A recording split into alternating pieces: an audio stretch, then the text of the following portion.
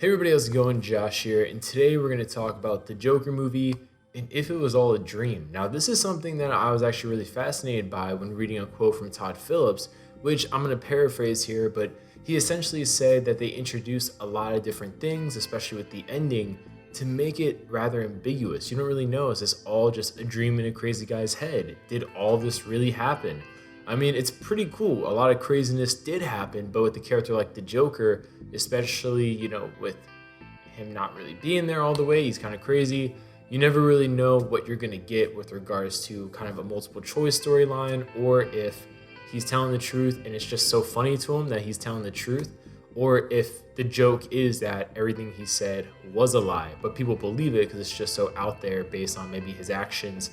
I don't know. So I thought we'd talk about that today in this video, whether it was a dream or at least just parts of it were a dream. So getting into it, the reason why I actually would believe that parts of it may be a dream, probably all stemming from when he got fired. I can easily see that being the breaking point for him, especially when certain moments for certain viewers, if you pay attention to how he interacts with his neighbor, who he pseudo dates, I guess, in his own mind.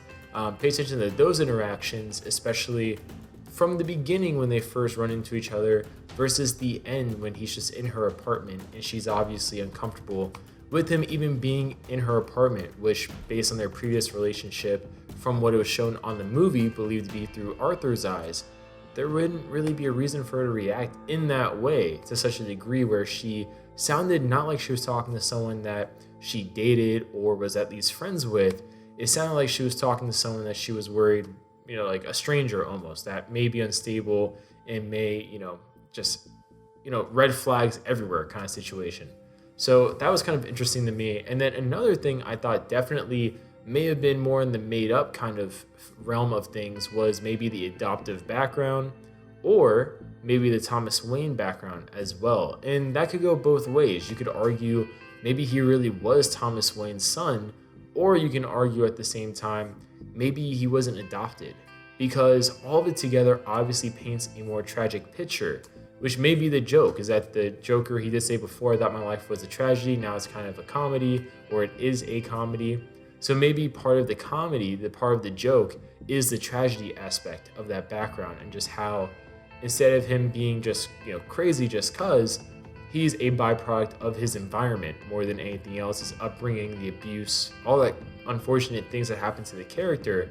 So I'm curious maybe if that was made up, which in that case, it would be interesting. The mom, obviously, they never brought it up to him, so I could see that being something he made up to maybe justify in his mind killing her. That would be crazy if that was the case. At the same time, the Thomas Wayne twist they tried to throw in there in the middle of the movie, what if that was true as well? Because in an early plot leak that came out way back when, that was a part of it, a revelation that Thomas Wayne was the father of Arthur after all, and Arthur would kind of try meeting Thomas, and then at the same time we had leaks where they said Thomas would be more of a Donald Trump-like character in his personality. Obviously that was debunked or at least rewritten, so we did not receive that in the final version of the film.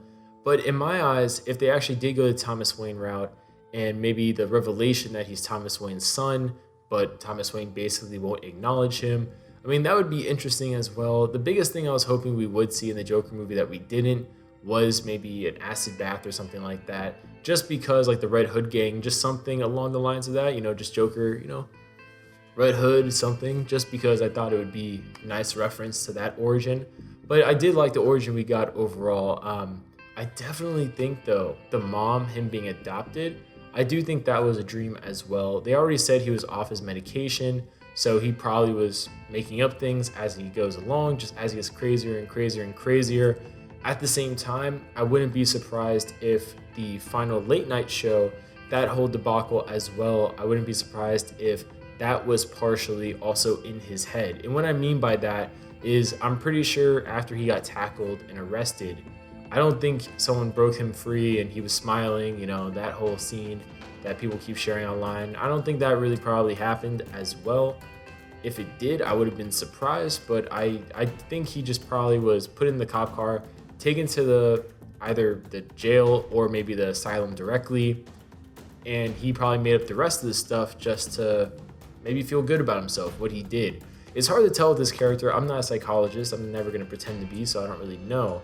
But I do think it would be interesting if, based on, like I said before, Todd Phillips, the director, based on his words about the ending and stuff like that, if the movie was actually all a dream in Arthur's head, at least going from the part he was fired onwards, because that's when things really just started ramping up more and more and more in the whole craziness aspect. And definitely when I was watching it as a viewer, I was thinking to myself, like, is some of this actually happening? It's just kind of crazy. So I just wanted to kind of discuss that, basically what I thought was more or less maybe a dream, maybe the things I thought were real. Like I said before, definitely stuff, him being fired onwards, I definitely got the feeling because he stopped taking his medicine.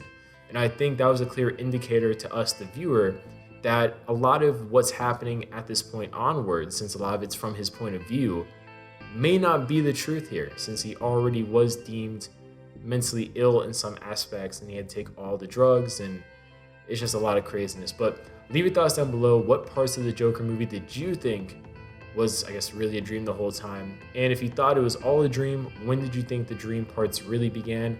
And if you thought all of it actually happened, what do you wish from the Joker's previous origins in the comics was included? Maybe what in the final cut of the movie would you have changed a little bit, maybe expanded upon more of? Leave your thoughts down below. And actually, I just thought about this. Would you have ended the movie early? I see a lot of debates online about people saying that they wish the movie ended maybe after he did the whole, like, you know, with his blood painting a smile. A lot of people I've seen online say they thought the movie should end there versus the ending we actually received. I don't mind the ending we actually received. I think it does reinforce that maybe everything we saw, or at least a good part of it, is a lie. But leave your comments down below. What do you guys think? And we'll see you guys later. Thanks for watching our video. If you guys liked what you saw, please like and subscribe, share with your friends, and consider filling out the survey in the description below. It's just some stuff for us to find out ways we can better make our content, whether it's the lighting, the camera, you know, the audio, the video, whatever it may be. We want to make the best content possible for you guys here at HN. So just fill out the survey if you have a chance. Let us know. Put in the comments things we can improve upon. And we hope you guys liked the video. We hope you guys enjoyed it. Let us know what you guys would like to see next time. And we'll see you guys later.